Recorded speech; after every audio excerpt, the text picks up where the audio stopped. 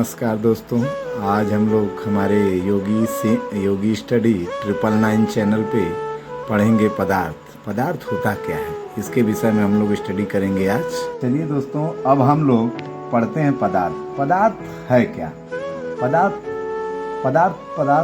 को इंग्लिश में कहते हैं मैटर, और पदार्थ को ही द्रव्य भी बोलते हैं।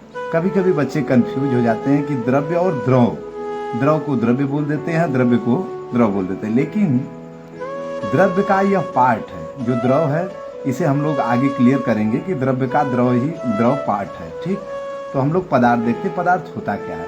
वह वस्तु, पदार्थ वह वस्तु जो स्थान घेरती है या जिसमें भार या द्रव्यमान होता है, उसे पदार्थ कहते हैं। जैसे कुर्सी, मेज, चौक, डस्टर आदि, ये सभी चीजें क्या कहलाती हैं? पदार्थ कहलाती हैं। या दूसरे शब्दों में हम कह सकते हैं कि ब्रह्मांड में पाई जाने वाली प्रत्येक वस्तु जिसे हम देख सकते हैं अथवा महसूस कर सकते हैं, सभी पदार्थ कहलाती हैं। जो भी चीजें आप ब्रह्मांड में देखते हैं या महसूस करते हैं, उसे हम लोग दूसरे शब्दों में पदार्थ कहते हैं। और आगे हम लोग चलते हैं, पदार्थ के प्रकार को देखते हैं। Types of matter. पृथ्वी पर पदार्थ मुख्यतः 3 रूपों में पाया जाता है। पहला ठोस, दूसरा द्रव और तीसरा गैस। पहला सॉलिड के विषय में हम लोग देखते हैं कि सॉलिड होता क्या है। सॉलिड, ठोस को हम लोग इंग्लिश में सॉलिड बोलते हैं। वह वस्तु जिसका आयतन व आकार निश्चित होता है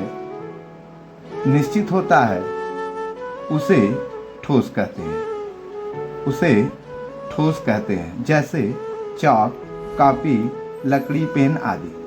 या दूसरे शब्दों में हम कह सकते हैं कि पदार्थ वह वस्तु है जिसके अणु पास होते हैं, अर्थात अणुओं के बीच की जो दूरी होती है सबसे कम होती है, और अगले उसे हम लोग ठोस कहते हैं। अब आगे चलते हैं हम लोग द्रव की तरफ। द्रव को इंग्लिश में लिक्विड कहते हैं। वह वस्तु जिसका आयतन निश्चित होता है लेकिन आकार निश्चित नहीं होता। अर्थात जिस बर्तन में रखे वह उसी बर्तन का रूप ले लेता है, उसे हम लोग क्या कहते हैं? द्रव कहते हैं।